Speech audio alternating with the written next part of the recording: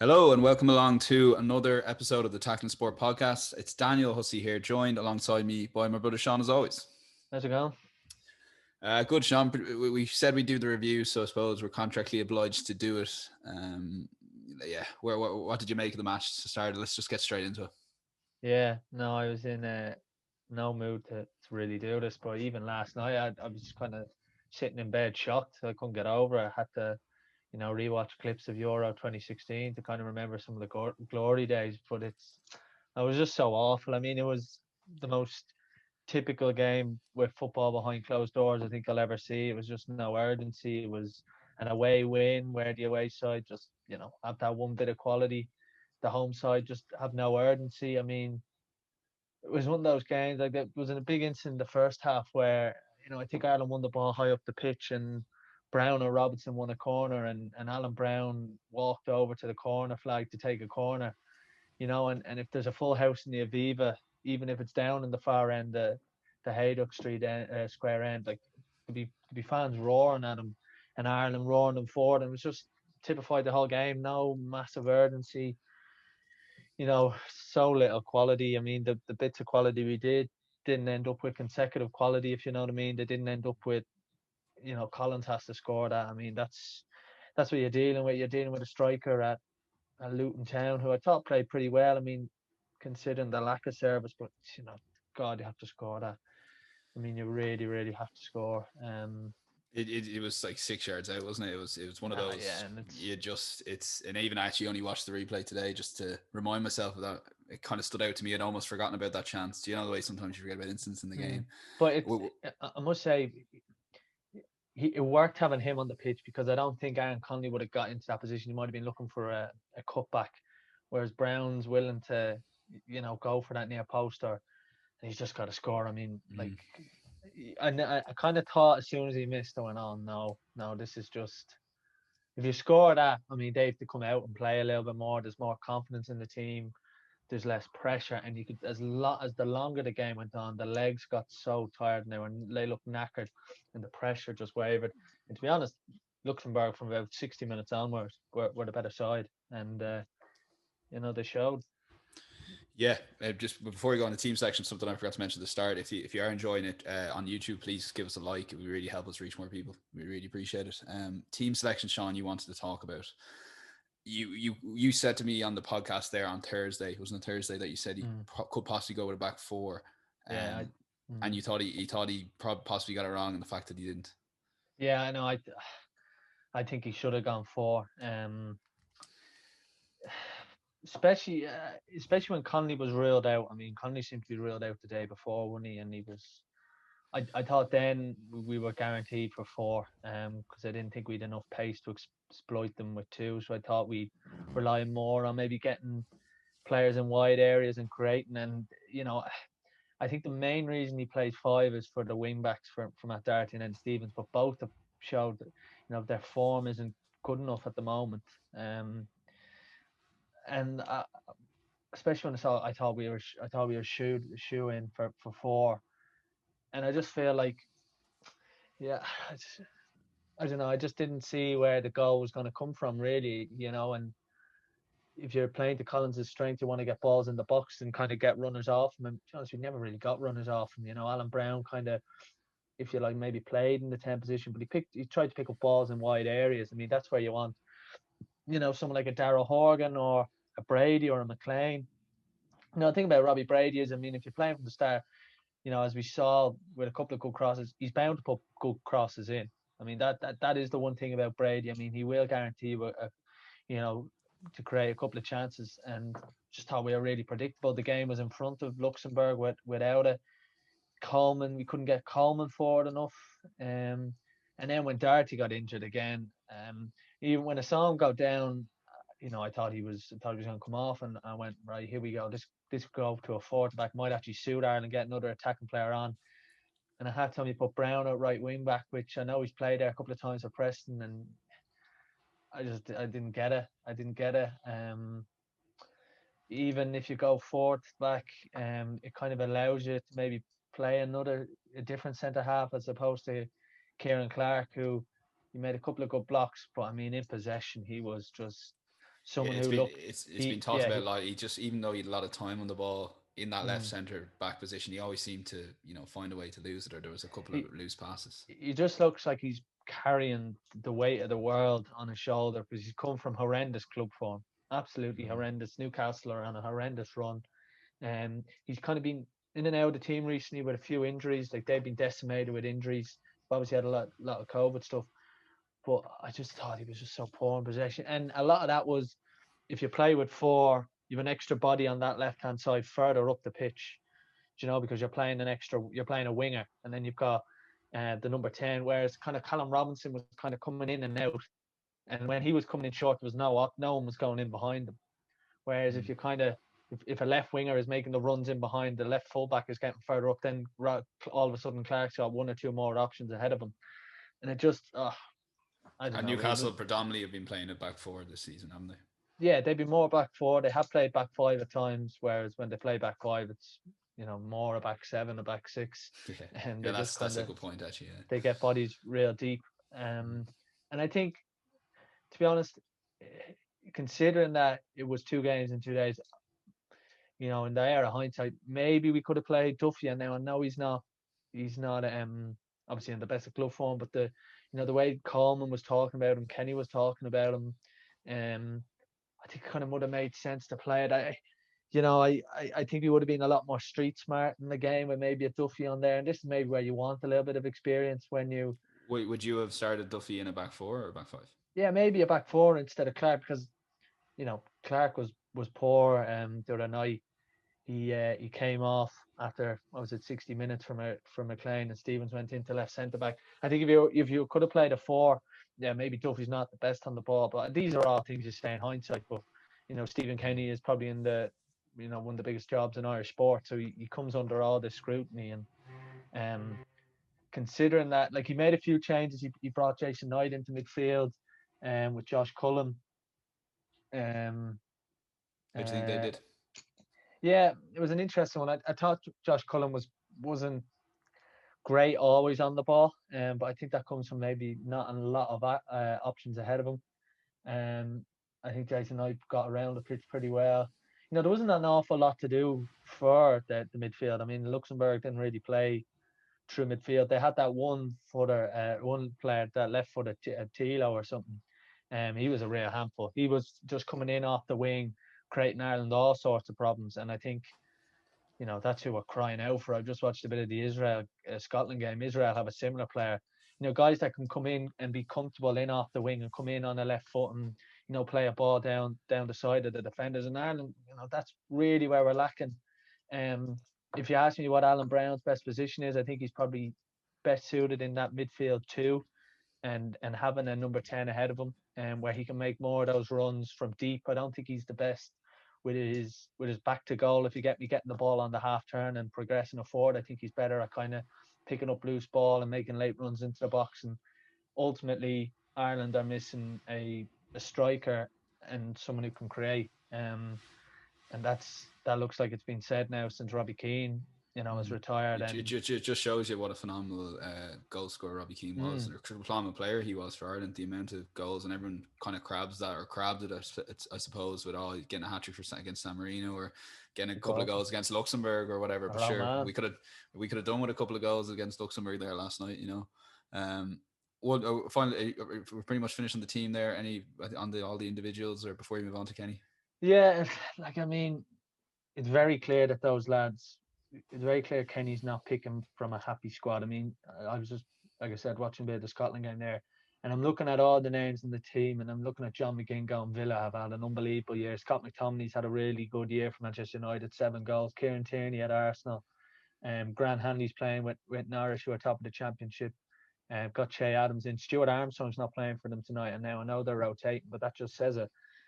And you Mm-hmm. look at all the Ireland players. I mean, Sheffield, like Enda Stevens, Sheffield United have had, a horrendous year. Newcastle have had a horrendous year. West Brom are second from bottom. Um, Matt Doherty has had a torrid year at Tottenham. Derby have had a brutal year. Has anyone had a good year? No, I think Seamus Coleman. Really. Yeah, and But if you even look, and yeah, that's what you're dealing with. Like Callum Robinson can't get a game at West Brom. And arguably our best player at the James moment.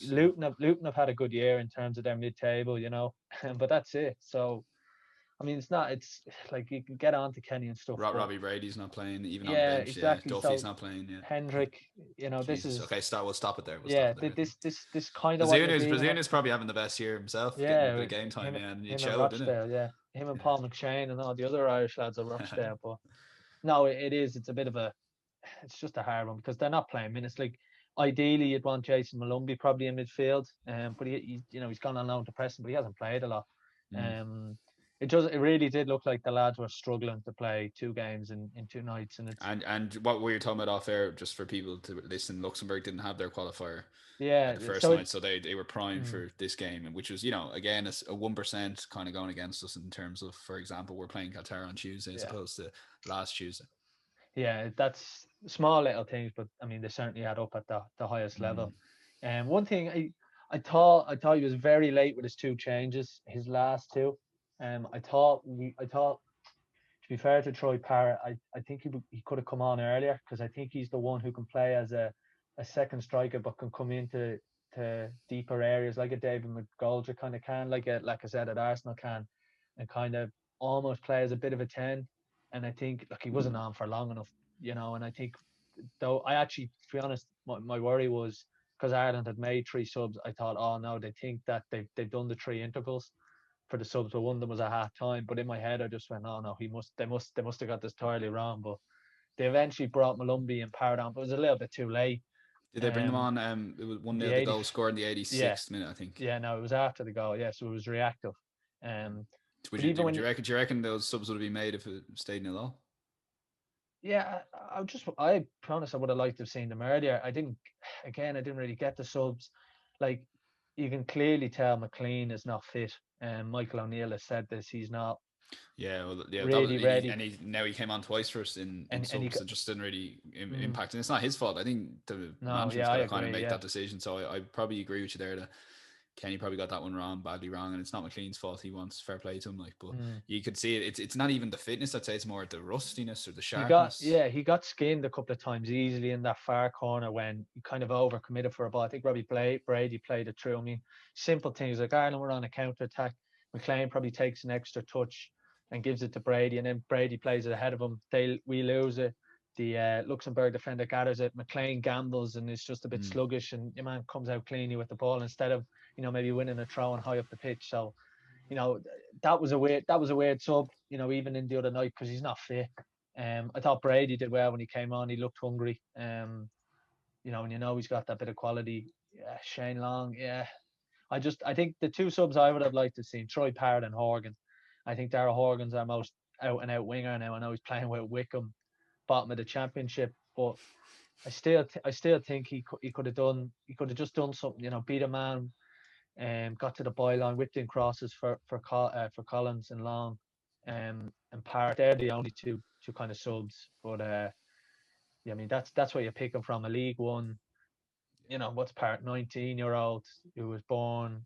I think he was born the year before Ireland last qualified for a World Cup, and you've got Dara Horgan who's playing with Wickham. But Yeah. I just think he could have got those 2 subs a little bit better. But this Mm. is hindsight. Yeah, it was, and that's the kind of team section covered many of the individuals. Let's move on to maybe the Stephen Kenny aspect of it, Sean, I guess, and maybe some of the commentary around it. I mean, obviously it was a terrible result, and you could definitely make the argument, particularly home results, that was possibly our worst Mm. competitive home result ever. I don't think you'd be too exaggerating too much to say that. It's right up there. I was struggling to come up with an alternative anyway, and I did have a good look. Cyprus away was probably the best I could come up with in recent memory, and that was more the 5-2 aspect as opposed to actually Mm. losing the way to Cyprus. The Wales away 4-0 a couple of years ago. Yeah, again, they're Yeah, probably like more hammerings, but they're yeah, against teams that they I have would beat. maybe exactly, yeah. But like Luxembourg, look again, I try to get down the road. One good comparison I found there today was because I was actually listening to Bernard Jackman on the Off the Ball Sunday pay per view, and he was saying the Scottish coach and the Wales coach have kind of like they've had to go through spells Gregory, of yeah. like Gregory, and look at them now. Like Wales ended up winning the Six Nations. Like Wales had one of their worst years ever last year after Mm. Gatland left, and same with Gregory and at Scotland. And Look at Scotland there Townsend, now. yeah. Beat Gregory Townsend. They went to London and Paris and won away from home. And then I was like, they're great examples. I'll use them on the podcast. And then I thought to myself, yeah, Jesus, we've got one obvious example of Michael O'Neill.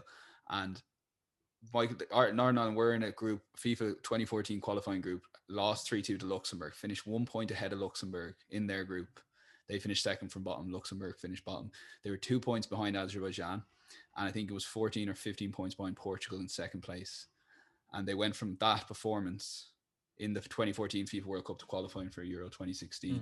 Now, obviously, there's the comparisons. There is a lot of comparisons. The fact it's Ireland, Northern Ireland, those kind of teams in the group as well. And I guess Michael O'Neill did brought maybe slightly different to Kenny, but he brought, he was bringing a certain style of player. This is how things are done here. And it takes time. And especially, the fortunate thing with international football, like 10 games could take, a year and a half. Mm. Are we right to stick by Stephen Kenny now for the duration of the FIFA World Cup? Because I have a fear it could get a small bit worse before it gets better. Although you could argue this is the low point, or hopefully is the low point.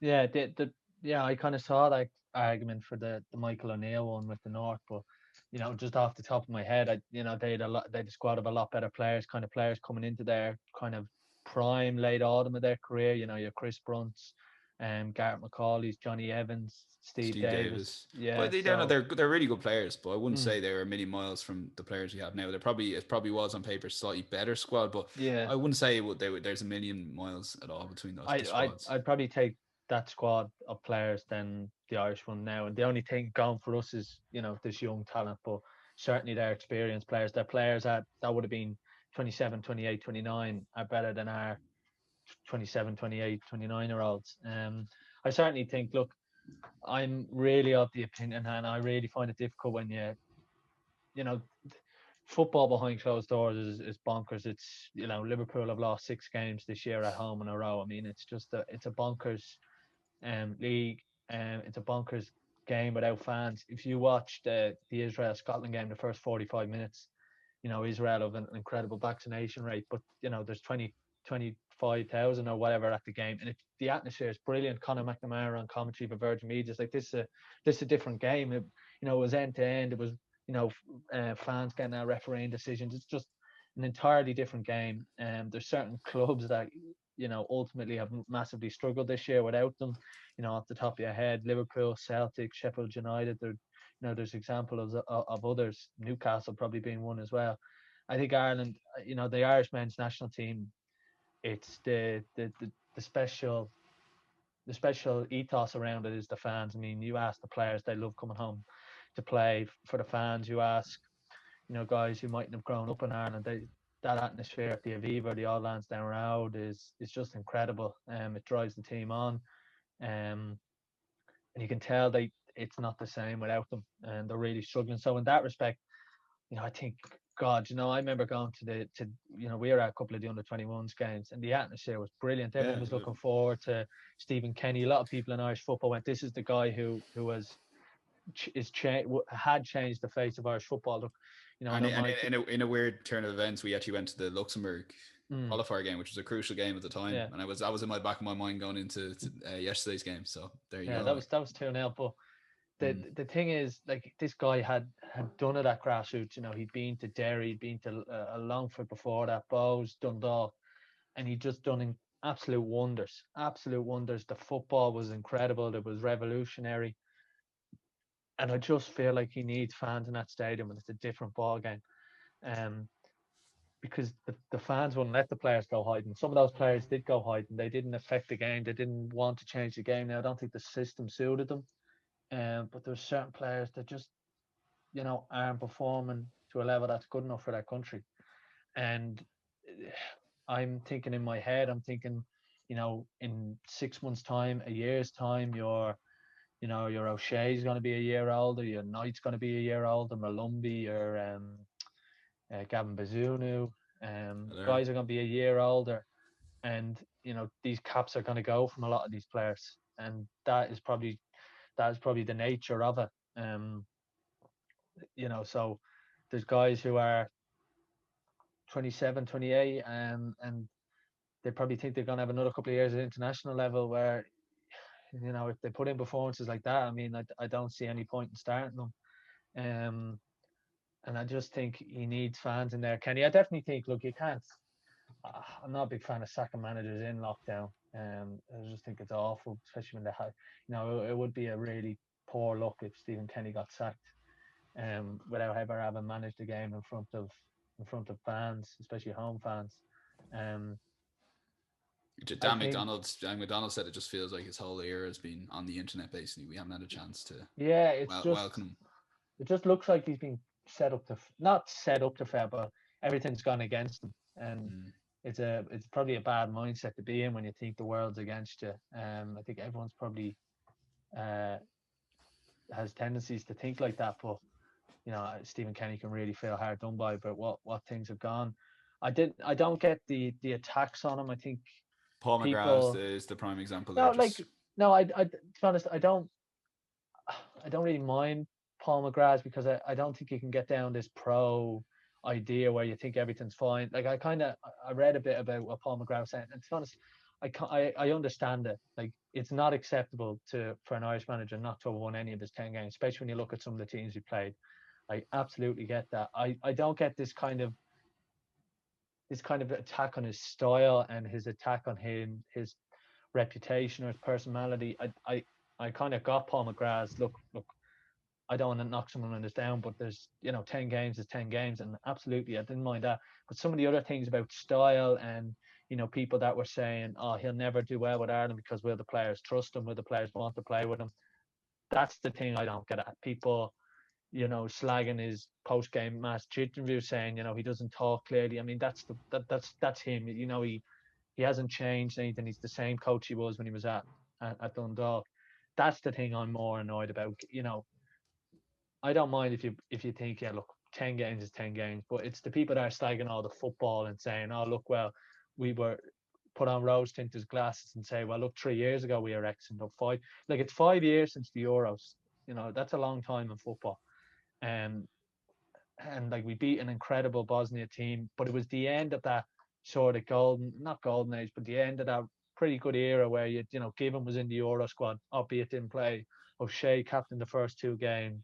You had McGeady in the squad, Houlihan in the squad, Robbie Keane in the squad.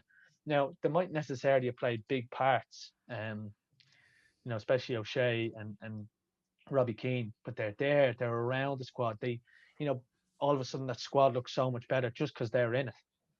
And now you look at the squad and it just looks so weak, looks so bare. And I don't even think, like honestly, I don't even think that side can maybe set up and play counter-attacking football either, because I don't think we've that flair up front. I mean, it's like we've got defenders who put their body on the line. Absolutely, that's one thing we definitely have. Midfielders who will run, but here at the end of the day, to score a goal, you need a bit of quality, you need a bit of pace. We don't have any pace on that side. Like Shane Long is 34. There's only so much he can run, how long he can run for. And Conley's probably the one who has the pace. He's injured, so. And then we don't even have that big target man. I know Collins did okay, but I mean he's and championship for a even at the reason. back now, our leader is probably John Egan by default, and Mm, he's injured, and this is the perfect time to have him with the back yeah, five no, starting. absolutely, and that's And something. like we mentioned on 12 caps. Yeah, no, watching the game, in hind, if he was, Kenny had his whole squad there or whatever, the goalkeeper, but I'm sure the back five would probably look O'Shea off the left, Egan centre half, and Coleman on the right side, and all of Which a sudden to be fair, like he probably should have gone with that, or very close to that team when he had the chance. When he should have played a back five back in October, November, because those players were fit, and Seamus Coleman was looking like the default right centre back. He just never went for it. I guess he Coleman was probably injured then. Coleman was no, but even back in October, the first when Coleman got dropped initially, I'm talking Yeah, he about. was dropped for one game, but then didn't he? Well, the Injured, one but where like I mean, Doherty, yeah, the one where Doherty start. I just think that was his opportunity to hmm, maybe go with that back five. I guess he was probably sticking to his formation, and yeah, when he finally decides, possibly in my opinion, the right thing in Serbia, maybe we just didn't quite have the personnel there. Or we definitely didn't have it against Luxembourg anyway. no, and that's like you're looking for kind of things to go for, and it does look like the younger players have kind of they understand what he kind of wants from them, and they have played through him a lot. And the names I mentioned, they're probably things to look forward to. but they're still very young. I mean, a lot can happen in their international career. I look at Robbie Brady, the prime example. Like, injuries have absolutely destroyed him. He was a top player, Mm. especially for Ireland, and probably didn't always play at the highest level in club football. He was at Hull, Norwich, Burnley. I think he probably could have gone a bit further in that at his peak. But I mean, injuries. I mean, he's so injury prone. Um, and like, that's the thing. Like, we can look at people like Troy Parrott or Malumbi or Aaron Conley and go, like, these are the players that could drive us forward. Like, God forbid, in 2 or 3 years, 4 years, one of those guys picks up a serious injury, and all of a sudden they lose their pace. I mean, so you can't in international football, you can't always look at, 4 years time we're gonna have a great side. If you've got a nucleus of players with a manager, you can build a system that will sort of be better than, say, 2 years time we're gonna have Roy Keane, 4 years time Robbie Keane, and it's just, you're not long term planning. You can't think like, Ireland can't think six in terms of national team, like 4 or 5 years. Stephen Kenny's got to be thinking a year, Yeah. 6 months to a year. I mean, But just that's as just long term as it can get. just on that, because the World Cup, I think it's like 14 or 15 teams in Europe qualify. In the Euros, 24 teams, so it's 10. You're Mm. nearly twice as likely to make it, or like 1.75. It should we should definitely, that's how we should be building the team towards that Euro 2024 campaign. Obviously, you don't want to be losing games, nobody does, but I guess in the back of mind, Kenny needs to be picking younger players, because Dara Shea will be 24 when we're trying to qualify for the Mm. Euro 2024. You know what I mean? That's pretty much very close to his peak. And Yeah, there's a couple of those examples in the team, and the average age of the Ireland starting lineup was 26. So it is going for younger players, maybe through necessity, but also yeah, he's probably thinking Euro 2024. I know it's going to be hard to try and get people to come with us on that one, but surely you have to do a small bit of that without giving away losing games, because like you said, losing at home to Luxembourg is unacceptable. yeah. No, and I think, yeah, yeah. That's a really interesting point because your Matt Doherty's, your like Enda Stevens is 31, Conor Harahan 28, Alan Brown 26. Like, all these guys are going to be that 2 or 3 years older for the next Euros, and that's probably the one Ireland are most likely to qualify. And whether you can keep whether you can keep asking them to try and play like this, knowing that you mightn't always win, and you might have nights like Luxembourg, is going to be an interesting battle for Kenny, and whether he can sign that off, if you like. But But I wrote the ages because I was working out the average for a tweet before the game. So Bazuna's 19, Coleman's 32, Stevens is 30, Kieran Clark's 31, Jason Knight's mm, 20, Alan Brown's 25. I have them all initials here. I'm struggling here. Dara Shea's Robinson, 22. Callum Robertson is 26. So Collins, Collins is 30, and that's it. Then so yeah, so that's the that age. There's kind of, it's mm, not really, there's not that many 26-year-olds there. It's more, there's 22-year-olds, 24-year-olds, and there's 30, 31, 32-year-olds. Where do you go? I But think the it's most always gonna be that way, though, isn't it? I guess. I think the most important thing is, Seamus Coleman gave a really interesting interview, and he's kind of like, he's had a few of these in his careers where he's That's had to what come out, people are saying, and he's getting good at with them. And Everton and yeah, stuff. he is very good at them, though. Yeah, Very, very, he but he kind of said things like pride in the jersey, and I can understand where he's coming from, because they just didn't play with an urgency. They didn't play like they're playing for their country. It didn't look like they were enjoying themselves. In the first 20 minutes, Kevin Caban, I think, made this point on off ball, and you could kind of notice that during the game, everyone was shouting for the ball. Everyone wanted the ball. Then it stopped, and that's when players go hiding. That's when there's no pride. That's where you need the fans. And I think the things that you can look brightly on is, you know, the younger guys. They look like they've enjoyed playing for their country. These guys who worked with Stephen Kenny, the temperament of people like Gavin Bazunu.